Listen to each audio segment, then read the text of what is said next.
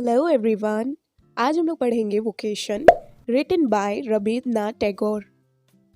इस पोयम में एक छोटा बच्चा है, वो इस स्टोरी को नरेट कर रहा है और वो बोल रहा है, सुबह के 10 बजे जब घंटे की आवाज़ सुनाई देती है तब ना मैं स्कूल जाता हूँ अपनी गलियों से चल के, और हर दिन मेरी ना मुलाकात होती है उस व्यक्ति से जो रोड में खड़े होकर बैंगल्स वगैरह को बेचते हैं ना, तो उससे मेरी मुलाकात होती है हर रोज़।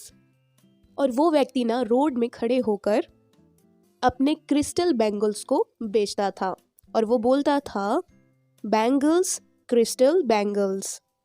तो वो अपने बैंगल्स को चिल्ला चिल्ला कर बेचता था। और कोई भी ऐसी चीज़ नहीं है जो उसको हरी करवाए, मतलब जल्दी करवाए, यानी स्पीड जो उसकी है बढ़वाए। बट यहाँ पर नरेटर के पास एक ऐसी चीज़ थी जिससे स्पीड को बढ़ाया जा सकता था। वो क्या था? वो घंटे की आवाज़ थी जो उसको ना स्पीड बढ़ाने में बहुत ही ज़्यादा मदद करती थी। तो यहाँ पर नरेटर बोल रहे हैं, ऐसा कोई रास्ता नहीं है जहाँ उसे जाना हो। लेकिन हमारे जो नरेटर है ना, उनको स्कूल जाना होता था। अब यहाँ पर नरेटर बोल रहे हैं कि वो जो इंसान है ना, वो जो चूड़ी बेचने वाले भैया हैं, उनके बारे में बोल रहा है कि उनका कोई भी फिक्स टाइम नहीं है कि कब उनको घर जाना है, कब उनको घर से यहाँ रोड में आना है, कब बैंगल्स को बेचना है।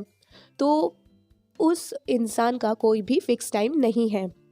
तो यहाँ पर ना वो नरेटर बोल रहे हैं, वो बच्चा बोल रहा है, काश मैं भी हॉकर होता। यानी हॉकर मतलब वही इंसान जो रोड में खड़े होकर बैंगल्स वगैरह कोई भी सामान बेचते हैं। तो यहाँ पे बच्चा सोच रहा है, काश मैं भी ऐसे ही इंसान होता जो रोड में खड़े होकर क्रिस्टल बैंगल्स को बेचता और बोलता, क्रिस्टल बैंगल्स क्रिस्टल बैंगल्स, और मुझे भी पूरी तरीके से फ्रीडम मिलती।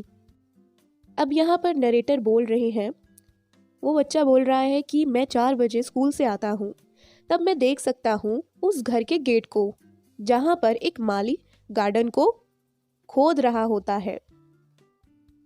और जो वो माली है ना, उसको जो अच्छा लगता है वो वही करता है।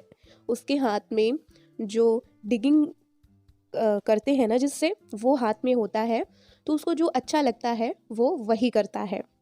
और वो जो माली है ना, वो साथ ही साथ अपने कपड़ों को भी गंदा कर लेता है धूल मिट्टी से। और कोई भी उसको डांटता नहीं है, कोई भी उसको कुछ भी नहीं कहता, और कोई भी उसको ये भी नहीं कहता कि तुम ये कौन सा काम कर रहे हो। चाहे वो धूप में खुद को बर्न कर ले, मतलब खुद को जला दे, या फिर पूरा गीला हो जाए, कोई भी उसको डांटता नहीं है, कोई भी उसको बातें नहीं सुनाता। लेकिन मैं ऐसा करूँगा तो मुझे डांट पड़ेगी।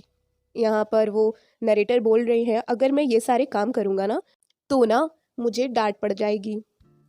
तो यहाँ पर बच्चा बोलता है, काश मैं भी एक माली होता, खुदाई करता, और कोई भी मुझे ऐसा करने से नहीं रोकता और ना ही मुझे डांटता। अब यहाँ बच्चा बोल रहा है, जैसे ही अंधेरा होता है ना शाम को, वैसे ही मेरी मम्मी ना मुझे बिस्तर में भेज देती हैं सोने को। जब मैं सोने के लिए जाता हूँ तब मैं अपनी खुली हुई विंडो से बाहर देखता हूँ। मैं क्या देखता हूँ कि एक वॉचमैन है, वो रोड में घूम रहा है एकदम आज़ादी से। और जो गलियाँ हैं वो अंधेरी हैं और बहुत ही ज़्यादा सुनसान हैं और कोई नहीं है वहाँ। लेकिन रोड में ना जो लाइट लगी हुई है बड़ी सी, और वो लाइट ना मुझे बहुत बड़ा जॉइंट की तरह लगता है, जिसकी एक आँख लाल हो। तभी जो वॉचमैन है वो अपनी लालटेन को झुलाते झुलाते चलता है, फिरता है, और उसकी जो शैडो है ना वो भी साथ साथ चलती है। और ये जो वॉचमैन है ना, वो अपनी पूरी ज़िंदगी में अपने बेड में कभी नहीं जाता सोने को। अब यहाँ पर फिर से ये बच्चा बोलता है, काश मैं भी एक वॉचमैन होता और इसी तरह रात में रोड में घूम पाता, और साथ ही साथ मैं अपनी परछाई का पीछा करता। कैसे? मैं अपने परछाई का पीछा कैसे करता? तो अपनी इस लालटेन के साथ। सो यहीं पे ये पोयम फिनिश होती है। अब इस पोयम में जो बच्चा इस स्टोरी को नरेट कर रहा है वो ना किसी को भी दिखता था तो वो इमेजिनेशन करने लगता था, काश मैं उसकी जगह होता तो मैं भी यही करता। एक फ्रीडम, उसको एक फ्रीडम चाहिए, इसलिए वो ये सारी बातों को इमेजिनेशन करता था।